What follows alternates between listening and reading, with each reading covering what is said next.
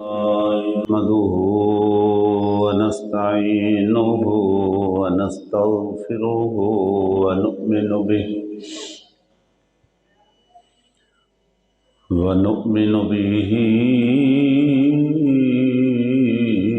ونتوكل عليه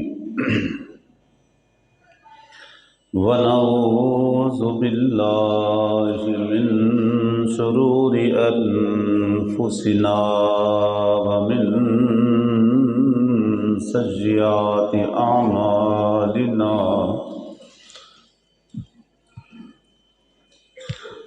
من يهده الله فلا مضل له ومن يضلله فلا هادي له ونشهد أن لا إله إلا الله وحده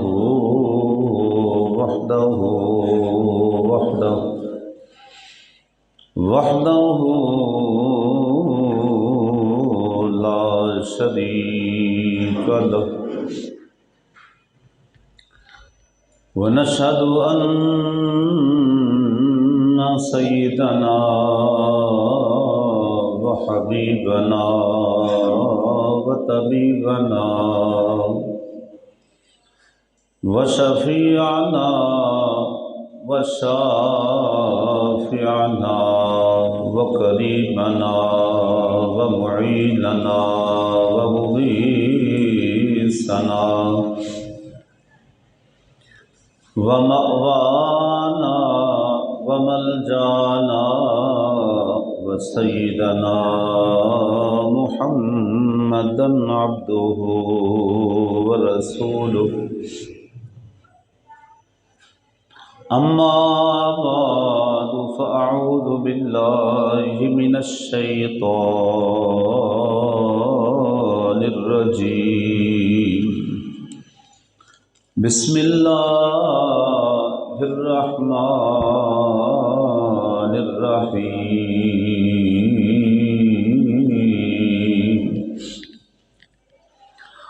سبحان الذي أسرى بعبده ليلا من المسجد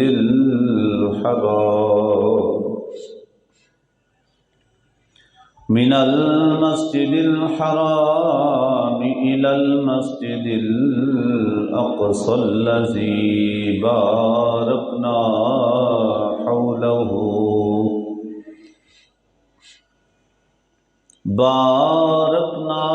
حوله لنريه من آياتنا إنه هو السميع البصير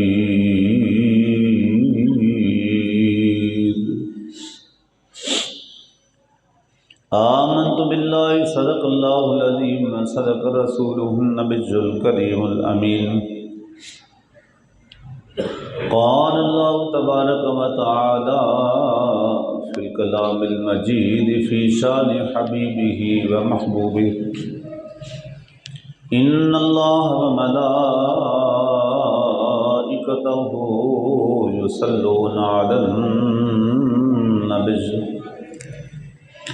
يا أيها الذين آمنوا صلوا عليه وسلموا تسليما مل کر کر لیجیے الصلاۃ والسلام علیک یا رسول اللہ الصلاۃ والسلام علیک یا حبیب اللہ الصلاۃ والسلام علیک یا سید المرسلین وعلى آلك وأصحابك يا خاتم النبيين بلغ الأولى بكماله كشف الدجى بجماله حسنت جميع خصاله صلوا عليه وآله وسلموا تسليما صديقه أهل الصفا فاروقه ذو الاجتبى عثمانه عين الحياء المرتضى بحر الكرم صدیق عکس جمال محمد است فاروق ذل جاہ جلال محمد است عثمان جائے شم کمال محمد است حیدر بہار باغ خصال محمد است در روز چون در بستان سرا سب توتیاں شیری نوا کردن در نعت مصطفیٰ بلغ العلا بکمالہ کمریاں سب ذوق میں ڈالے ہوئے سر توق میں کہتی تھی مل کر شوق میں کشف الدجى بجمالہ اور بلبلیں سب سو بسو لے لے کے ہر ایک گل کی بو کرتی تھی باہم گفتگو حسنت جمیع خصالہ چڑیوں کی سن کر چہچہیں انسان بھلا کیوں چپ رہے لازم ہے اس پہ کہ جو کہے صلو علیہ وآلہ وسلموا تسلیما اللہم رب اشرح لی صدری ویسر لی امری واحلل عقدۃ من لسانی یفقہوا قولی یا صاحب الجمال ویا سید البشر من وجهک المنیر لقد نور القمر لا يمكن الثناء كما كان حقه بعد خدا بزرگتوئی قصہ مختصر گنج بخش فیض عالم مظہر نور خدا ناقصارا پیر کامل کاملارا رہنما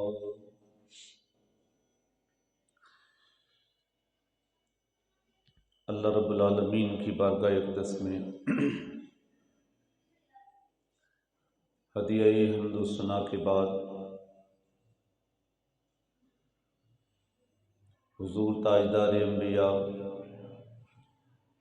فخر انبیاء سید الانبیاء امام الانبیاء محبوب کائنات روح کائنات نور کائنات رونق کائنات مرکز محبت کائنات وجہ تخلیق کائنات حضور احمد مجتبی محمد مصطفیٰ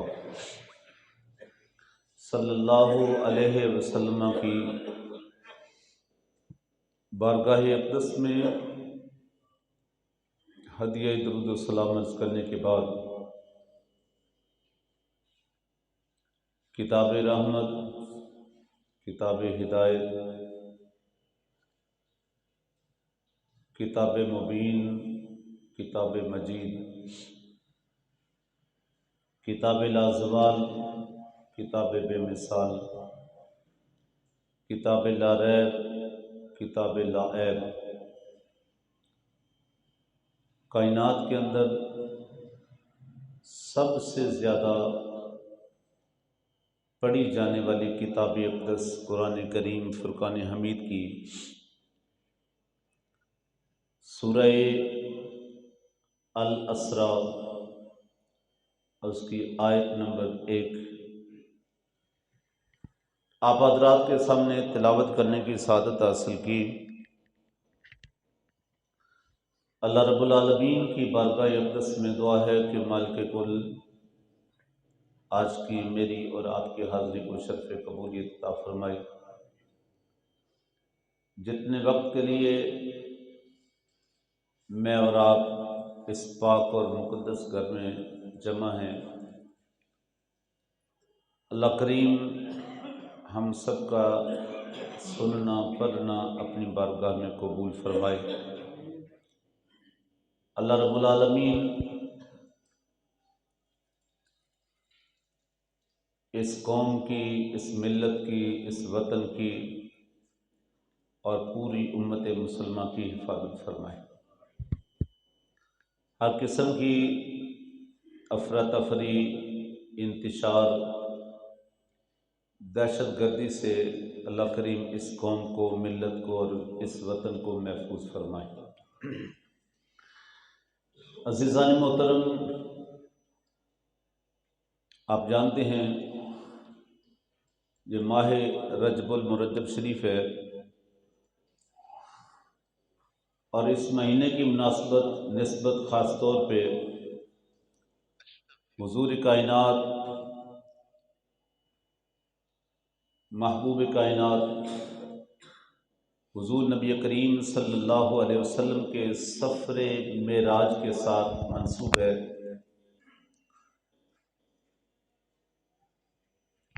یاد رکھیں،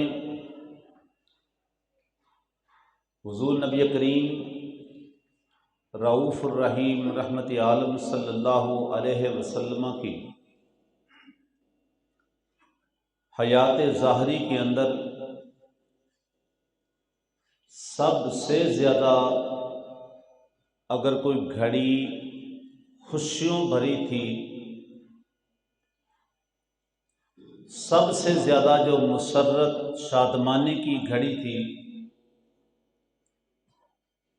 جس چیز نے حضور علیہ الصلوۃ والتسلیم کو سب سے زیادہ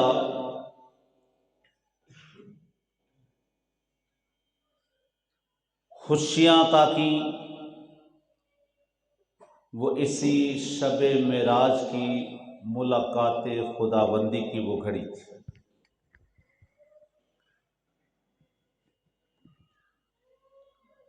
چونکہ اس رات حضور علیہ الصلوۃ والتسلیم کو وہ اعزازات، وہ انعامات، وہ اکرام، وہ توقیر، وہ عزت، وہ مقام، وہ مرتبہ عطا ہوا جو نہ اس سے پہلے کسی کو یہ سعادت حاصل تھی، نہ قیامت تک بعد میں ہو سکتی ہے۔ اللہ رب العالمین نے اس آیت میں بڑی خوبصورتی کے ساتھ اس منظر کو بیان فرمایا۔ سبحان الذی اسریٰ بعبدہ، پاک ہے وہ ذات جس نے اپنے بندے کو سیر کروائی، لیلا من المسجد الحرام الی المسجد الاقصی، رات میں مسجد اقصی سے مسجد حرام سے مسجد اقصی کی طرف، الذی بارکنا حولہ لنریہ من آیاتنا، اور اس کے ارد گرد ہم نے برکتیں رکھی ہیں تاکہ ہم تمہیں اپنی نشانیاں دکھائیں۔ انہ هو السمیع البصیر، بے شک اس کی شان یہ ہے کہ وہ سننے والا ہے، دیکھنے والا ہے۔ توجہ، یہ ترجمہ میں نے آپ کو پیش کیا۔ اگر نظام کائنات کو دیکھیں،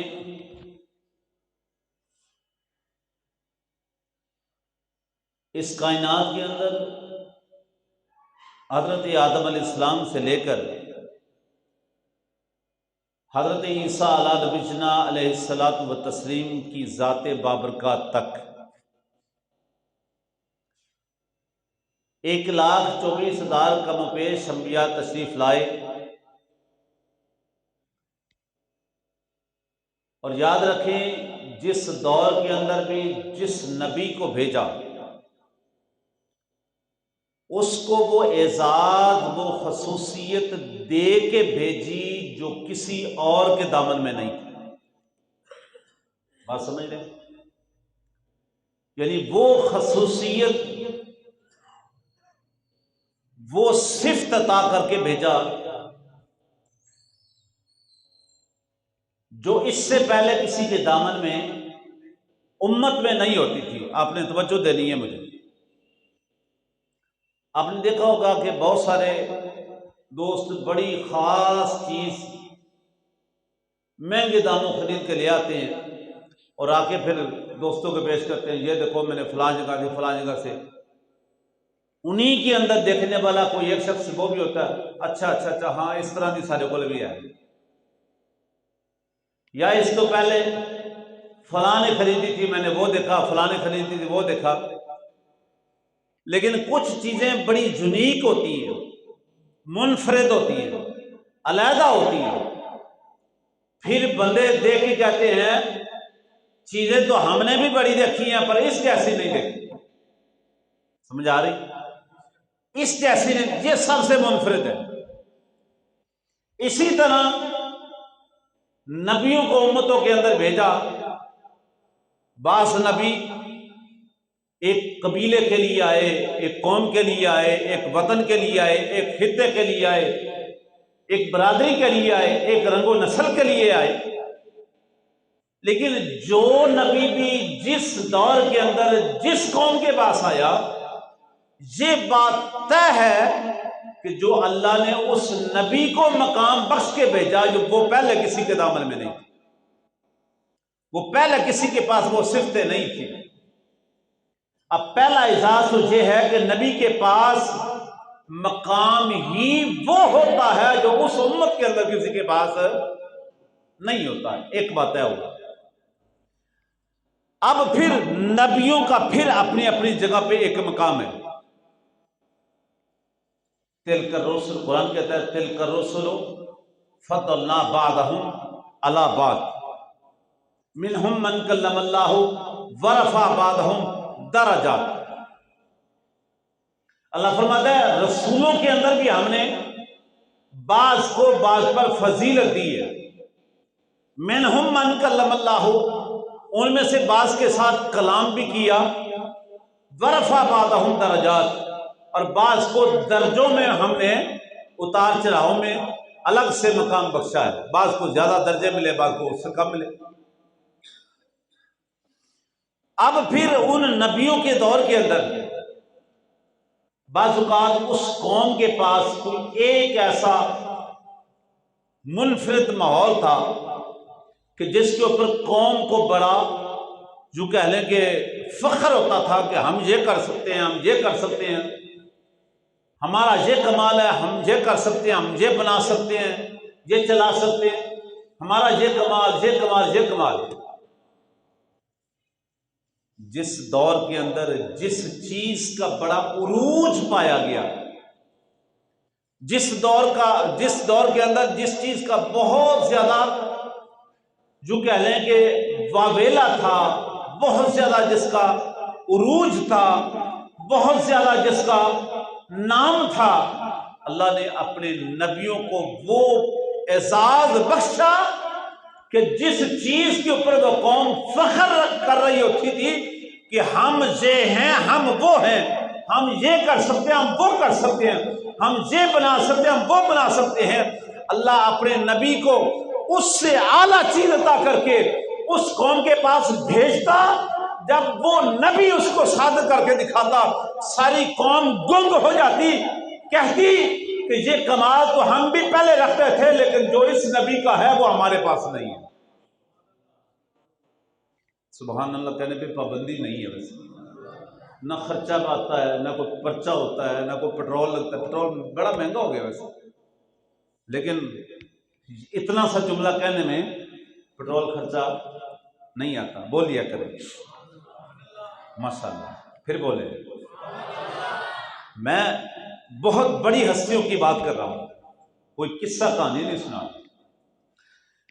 اب ذرا ساری ذات قدسیہ کا تو میں ذکر نہیں کر سکتا، لیکن ان میں سے چند ایک کی مثال دلیل کے طور پہ آپ کے سامنے رکھوں۔ مثلا حضرت داؤد علیہ السلام کے دور کے اندر لوگ سریلے بڑے تھے۔ کیا تھے؟ سریلے، آوازیں بڑی تھی، اور ان کو بڑا اس کے اوپر فخر تھا، ہم ایسی آواز نکال سکتے ہیں، ایسی آواز نکال سکتے ہیں۔ اللہ نے حضرت داؤد علیہ السلام کو وہ آواز دے کے بھیجا کہ جب آپ کلام الہی کی تلاوت کرتے پرندے بھی رک جاتے، پرندے بھی ٹھہر جاتے۔ لحن داؤدی آج بھی مثال دی جاتی ہے، لحن داؤدی۔ اب جب آپ کی آواز کو اس قوم نے سنا، ساری گنگ ہو گئی، چپ ہو گئی، اور اپنے آپ کو کم تر سمجھنے لگی کہ آوازیں تو ہمارے پاس بھی بڑی ہیں، لیکن جو اللہ نے داؤد علیہ السلام کو عطا کیا اس کے مقابلے میں ہم کچھ بھی نہیں۔ اسی طرح اس قوم کے اندر ایک اور بڑی چیز تھی، مہارت تھی، اور وہ مہارت تھی لوہے کی چیزیں بنانے کی۔ زریں بناتے، تلواریں بناتے، اور بے شمار چیزیں بناتے۔ اور اس قوم کے اوپر، اس قوم کو اس کے اوپر بھی بڑا فخر تھا، بڑا ناز تھا، ہم یہ بنا سکتے ہیں۔ ہم کو آپ نے دیکھو کہ بعض کاریگر اس طرح کی بڑی بڑی بڑی باتیں کرتے ہیں، میں جو کام کر سکتا ہوں وہ کوئی اور کاری نہیں سکتا، بھلے اس جیسا اس سے بھی بہتر کاریگر ہو، لیکن جس چیز کو جس کی مہارت ہوتی ہے اس کو پیش کرتا ہے، میں یہ کر سکتا ہوں، میں وہ کر سکتا ہوں۔ حضرت داؤد علیہ السلام کے دور کے اندر لوہے کا بڑا رواج تھا، لوہے کی چیزیں بڑی زیادہ بنائی جاتی تھی، اور بڑی مہارت تھی ان کے اندر، اور اس کے لیے لوہا بڑا سخت سے سخت بھی وہ جلا کے، اس کو پگھلا کے، اس کو مولڈ کر لیتے، اس کو ٹیڑھا کر لیتے، چیزیں نہیں بنا لیتے۔ اللہ نے حضرت داؤد علیہ السلام کو اس قوم کے اندر بھیجا، اور آپ کے ہاتھ میں ایسا کمال دے دیا، آپ لوہے کو پکڑتے بغیر جلائے، بغیر پگھلائے کیے اس کو موڑ کے رکھ دیتے۔ جیسے ان کے ہاتھ میں، یوں کہہ لیں آپ کا ہاتھ کسی بھی لوہے کو لگتا وہ موم ہو جاتا، جیسے چاہتے آپ اس کی جو چیز بنا دیتے۔ قوم نے جب دیکھا، انہوں نے کہا کمال تو ہم بھی بڑے رکھتے ہیں، مہارت تو ہم بھی بڑی رکھتے ہیں، لیکن اس طرح مولٹ ہم نہیں کر سکتے، ہم تو آپ کے محتاج ہیں، پگھلانے کے محتاج ہیں، لیکن یہ ایک ایسی شخصیت ہے جتنے بڑے سخت سے سخت لوہے کو ہاتھ لگاتے ہیں وہ موم ہو جاتا ہے، جدھر چاہیں موڑ لیتے ہیں، جو چاہیں بنا لیتے ہیں۔ اچھا، ہو سکتا ہے کسی کے ذہن میں یہ تصور جاننا ماننا مشکل ہو رہا ہو، کیسے ہو سکتا ہے جی کہ ہاتھ میں لوہا آئے اور مڑ جائے؟ پتھر سخت ہوتا ہے کہ نرم؟ بولو یار، کسی کو شک تو نہیں؟ پتھر سخت ہوتا ہے نا، اور بڑا ہی سخت ہوتا ہے۔ کسی کو بہت زیادہ سنگ دل بندہ کہتا ہے نا، تو کسی کی بات ہی نہ مانے، انمن قسم کا بندہ ہو تو بندہ وہ وہاں کہتا ہے کہتے ہے ہی بڑا پتھر دل، ایسے یہ تو ہے ہی بڑا پتھر دل، کسی کی بات سنتا ہی نہیں، مانتا ہی نہیں۔ جہاں سختی زیادہ ہو وہاں پتھر کی مثال دی جاتی ہے، پتھر سخت ہوتا ہے۔ اللہ سب کو توفیق دے، لیکن جو جا چکے ہیں نا، جو جا چکے ہیں، حاضری دے چکے ہیں، حرم کعبہ کا طواف کر چکے ہیں، ان سے پوچھو حاجی صاحب آپ جب گئے تھے طواف کعبہ کرتے ہوئے، آپ نے ایک چھوٹا سا گول سا ایک خوبصورت سا ایک بنا ہوا ہے، اس کی زیارت کی ہے، جس کو قرآن کہتا ہے وَاتَّخِذُوا مِن مَّقَامِ ابراہیم مصلی۔ ذرا وہاں جا کے آپ نے دیکھا ہے کیا ہے؟ حاجی صاحب کہتے ہیں ہاں جی اللہ نے یہ موقع دیا، سعادت بخشی، میں نے زیارت کی ہے۔ حاجی صاحب کیا دیکھا؟ حاجی صاحب کہتے ہیں ادھر ایک پتھر ہے جس کے اندر پاؤں پیوست ہوئے ہیں۔ میں نے کہا حاجی صاحب بات سمجھ میں آ جانی چاہیے، اگر پتھر سخت ہے اس کے اوپر نبی کے قدم آئے یہ موم ہو سکتا ہے، تو لوہا بھی ہاتھ میں آگے موم ہو سکتا ہے۔ اگر ابراہیم خلیل اللہ علیہ السلام کے پاؤں کے نیچے پتھر آئے تو پتھر پتھر نہیں رہتا، نبی کے قدموں کی برکت سے وہ موم ہو جاتا ہے۔ تو پھر ماننا پڑے گا، یہ بات بھی مان لینی چاہیے، سمجھ میں آ جانی چاہیے کہ اگر سخت سے سخت لوہا بھی اللہ کے نبی حضرت داؤد کے ہاتھ میں آتا تھا تو لوہا نہیں رہتا، موم ہو جاتا تھا۔ یہ احساس ان کو اللہ نے عطا کیا۔ آگے چلیے، حضرت موسیٰ علیہ السلام کا دورہ، حضرت موسیٰ علیہ السلام کے دور میں جادوگری بڑی تھی، بہت بڑے بڑے نامور جادوگر۔ آپ کو پتا ہے حضرت موسیٰ علیہ السلام نے جب فرعون کے مقابلے میں کھڑے ہوئے تو فرعون نے کن کو بلایا تھا مقابلہ کرنے کے لیے؟ جادوگروں، ٹھیک ہے، کن کو بلایا؟ تلواروں والے نہیں بلائے، نیزے چلانے والے، تیر چلانے والے نہیں بلائے کہ آئیں جناب تلواروں سے لڑائی کرنی۔ اس نے جادوگر بلائے، چونکہ دور ہی وہ جادوگری کا تھا۔ کسی کو زیر کرنا چاہتے نا، کسی کو شکست دینا چاہتے، ہرانا چاہتے، تو وہ جادو سے مقابلہ کرتے تھے۔ جب وہ اگلا مقابلہ نہ کر پاتا، جناب شور ڈل جاتا، فلاں ہار گیا، فلاں جیت گیا، تو وہ جادوگری کا ایک ماحول تھا۔ فرعون نے جادوگروں کو بلایا تھا، اور جب وہ آ گئے فرمایا فرعون تو بلا لے جتنے بھی بڑے بلانا چاہتا ہے، ادھر میرا کلیم ہے، ادھر میرا کلیم ہے۔ اللہ نے حضرت موسیٰ علیہ السلام کو اس قوم کا اور بالخصوص فرعون کا مقابلہ کرنے کے لیے فرمایا میرے کلیم جا، یہ دور جادوگری کا ہے، لوگوں کو جادو کی مہارت پہ بڑا ناز تھا، لیکن میں نے تمہیں وہ عصا عطا کر دیا ہے جس کے آگے سارا جادو زیر ہو جائے گا، سارا جادو شکست کھا جائے گا۔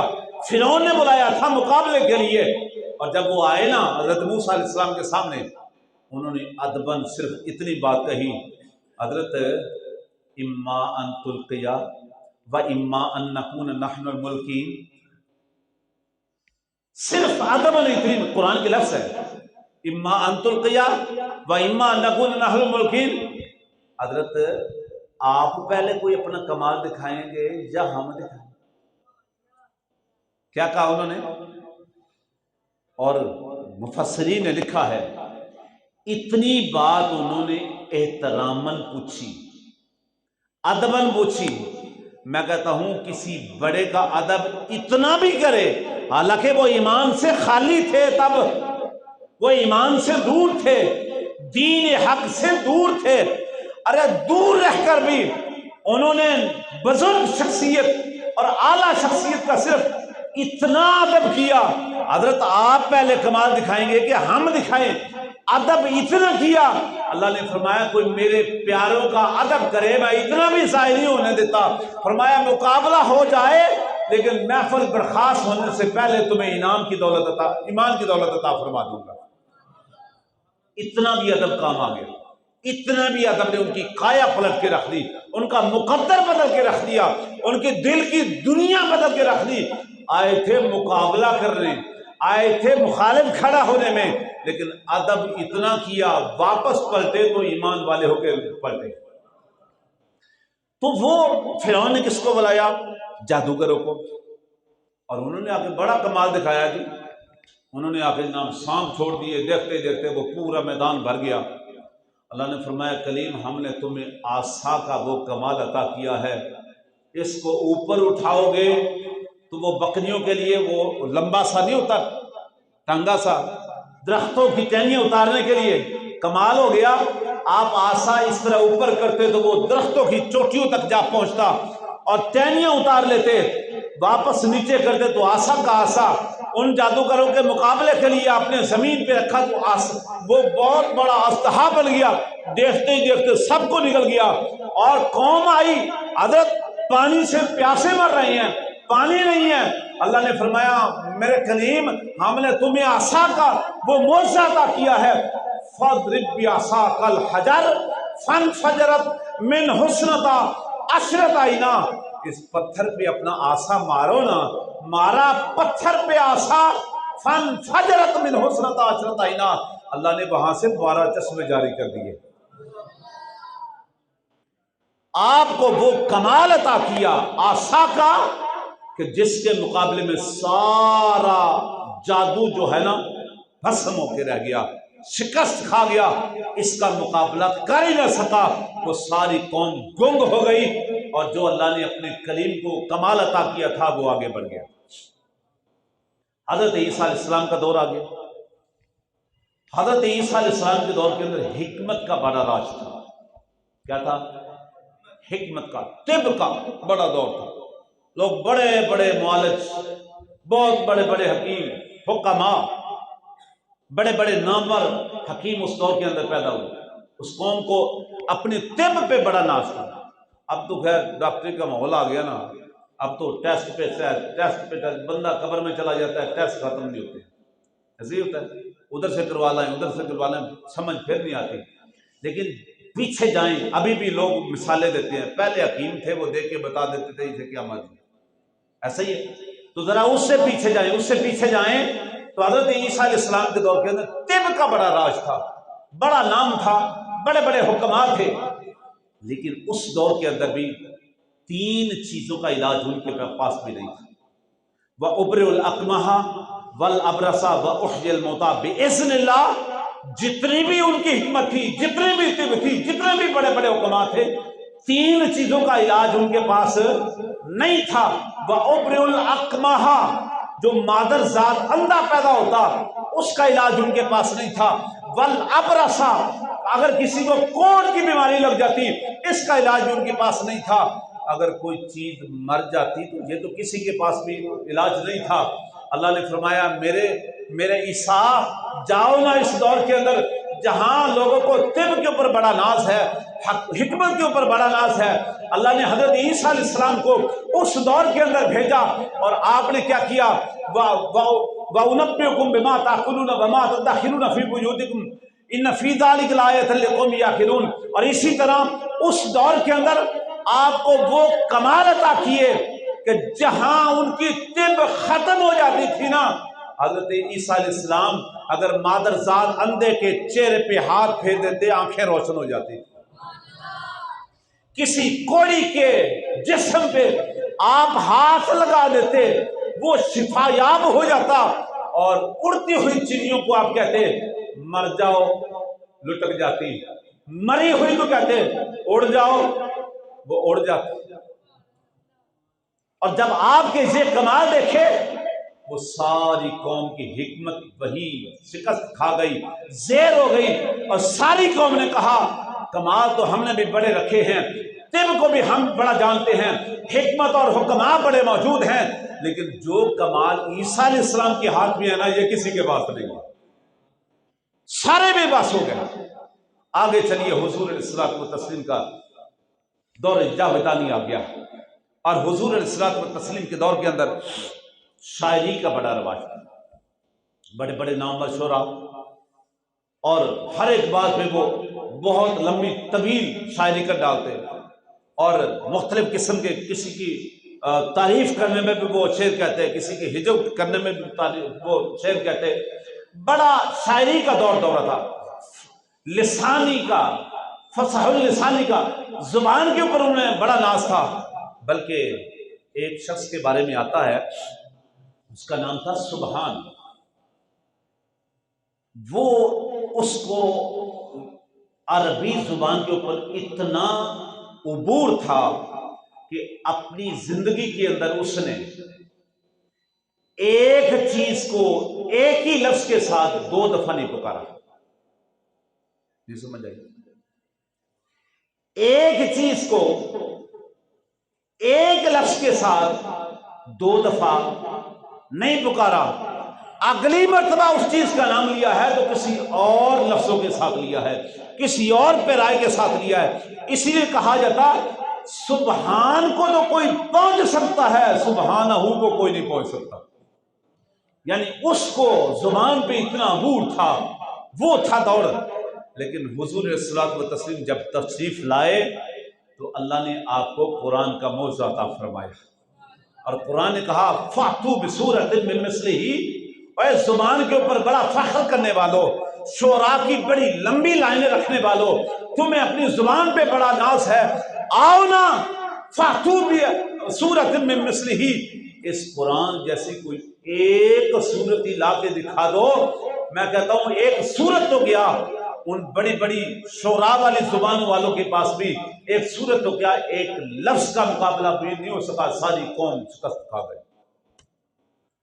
اب چونکہ حضور علیہ الصلوۃ والتسلیم کی تشریف آوری کی بات کسی اور نبی نے تو آنا نہیں۔ جو اس دور حاضر جب حضور علیہ الصلوۃ والتسلیم ظاہری تشریف فرما تھے، تب شاعری کا دور تھا، اس کا مقابلہ کرنے کے لیے، اس کو شکست دینے کے لیے، اس کو بے بس کرنے کے لیے اللہ نے کیا بھیجا؟ کون سا معجزہ دیا؟ قرآن کا معجزہ دیا۔ کون سا؟ قرآن کا معجزہ دیا۔ اور جہاں کے سب لوگ بس بڑی بڑی زبانوں والوں نے بھی آج تک حروف باقی لفظوں کے جو تراجم لکھ لیے ہیں، لیکن جہاں بات آئی نا الف لام میم، جہاں بات آئی کاف ہا یا عین صاد، جہاں بات آئی یاسین، جہاں بات آئی جناب صاد، جہاں بات آئی الف لام میم را، یہ وہ کلمات ہیں جہاں ہر زبان والا، ہر مفسر وہاں جا کے بے بس ہو گیا اور کہتا ہے میں نے سارے حرفوں کا ترجمہ لکھ لیا ہے، لیکن یہ وہ کلمات ہیں ان کا راز یا خدا جانتا ہے یا اس کا مصطفیٰ جانتا ہے۔ سب نے ہاتھ کھڑے کر لیے کہ اس کو ہم جان سکتے ہیں، یعنی ان کی شاعری، زبان، فصل لسانی سب بے بس ہو گئی۔ اس دور کے اندر تو وہ مقابلہ ہو گیا، بے بس ہو گئی۔ لیکن قرب قیامت میں جا کے، توجہ، قرب قیامت میں جا کے اللہ جانتا تھا، اللہ کے علم میں یہ بات تھی، اللہ کو یہ راز معلوم تھا کہ یہ انسان ترقی کرے گا، یہ انسان آگے بڑھے گا، یہ ٹیکنالوجی کا استعمال کرے گا، سائنس بڑی آگے آ جائے گی، انسان بڑی بڑی پروازیں کرنا شروع کر دے گا، اس کے سفر بڑے تیز ہو جائیں گے، یہ گاڑیوں پہ آ جائے گا، یہ ٹرینوں پہ آ جائے گا، یہ ہوائی جہازوں پہ آ جائے گا، یہ سیاروں میں چلا جائے گا، یہ بڑے بڑے جناب سیاروں کے ساتھ فضا کے اندر اسٹیشن قائم کر لے گا۔ اللہ جانتا تھا قرب قیامت کے اندر انسان بہت بڑی بڑی بڑی بلندی تک جائے گا، بڑے سفر کرے گا، بڑی پرواز کرے گا، لیکن اس وقت کوئی یہ نہ کہہ سکے یہ وہ کمال ہے جو نبی کے دامن میں نہیں تھا معاذ اللہ اور فلاں شخص کے پاس ہے۔ اللہ نے فرمایا چونکہ میرے محبوب کے بعد قیامت تک کسی اور کا دور نہیں آئے گا، کوئی کسی اور کا دور نہیں آئے گا، دور میرے مصطفیٰ کا رہے گا، اس لیے قرب قیامت میں انسان آگے سے آگے جائے گا، بلند سے بلند ہوگا، لیکن فرمایا میرے محبوب معراج کی رات سجا دی ہے، آج اس رات تمہیں وہ سفر کرواتا ہوں، وہ معراج کرواتا ہوں کہ قیامت تک کوئی کسی سیارے پہ سفر کرے، کوئی جہاز پہ سفر کرے، کوئی کسی ٹیکنالوجی کو استعمال کرے، وہ جتنا بھی اوپر چلا جائے، لیکن میرے محبوب جو کمال تیرے دامن میں رہے گا وہ کسی اور کے پاس نہیں آئے گا۔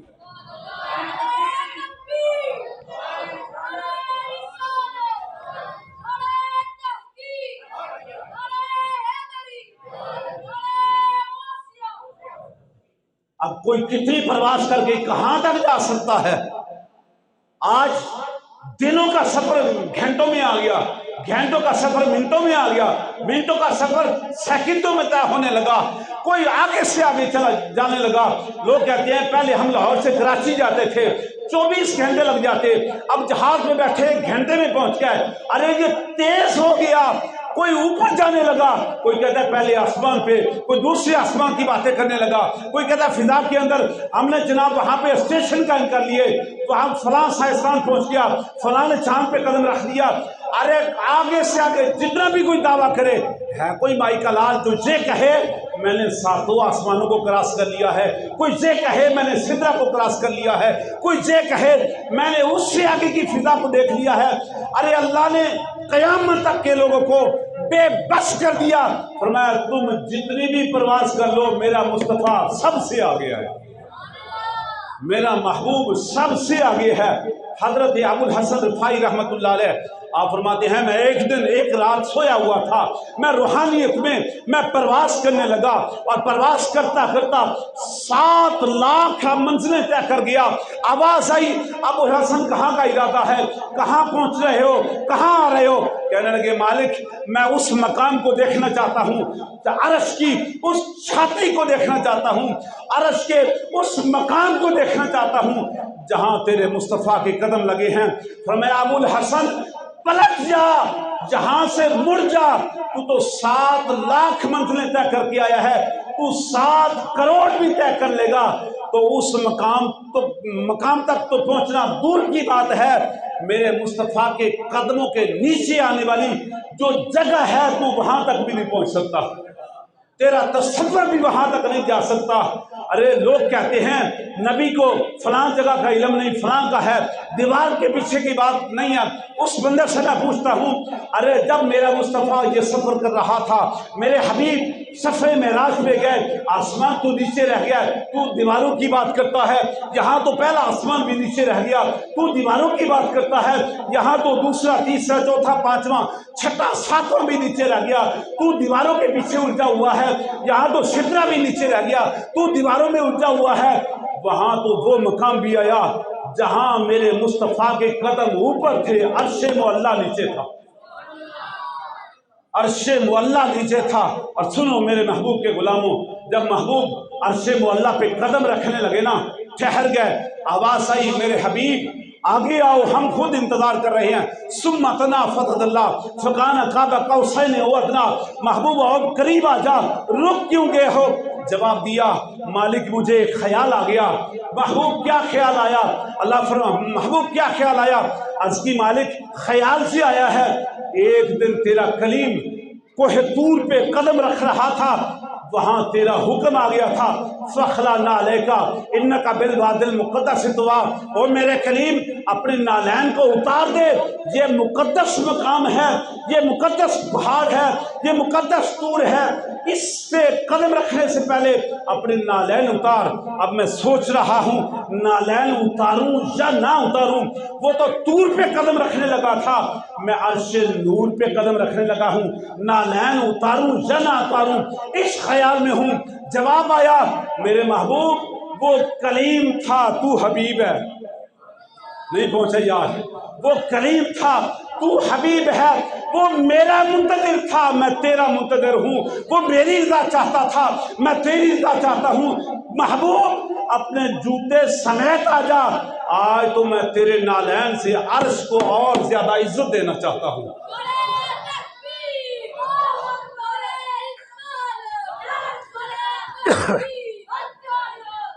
بتلائیے پھر بلندیاں کہاں رہ گئی؟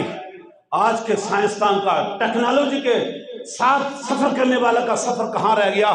ارے قیامت تک لوگ پروازیں کرتے رہیں گے، لیکن جو پرواز میرے مصطفیٰ کو اللہ نے عطا کر دی ہے، جو بلندی میرے مصطفیٰ کو اللہ نے عطا کر دی ہے، اس تک پہنچنا تو دور کی بات ہے۔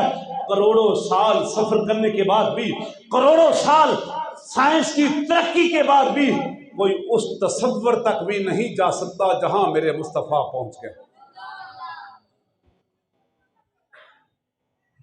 کوئی فلک تے رہ یار گیا، کوئی فلک تے رہ یار گیا،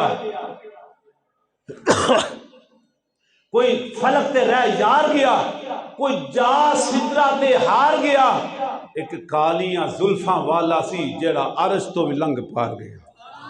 کوئی حد ہے ان کے عروج کی، بلغ الاولا بکمالہ کشف الدجا بجمالہ حسنت جمیع خصالہ صلوا علیہ وآلہ وما علینا الا البلاغ المبین۔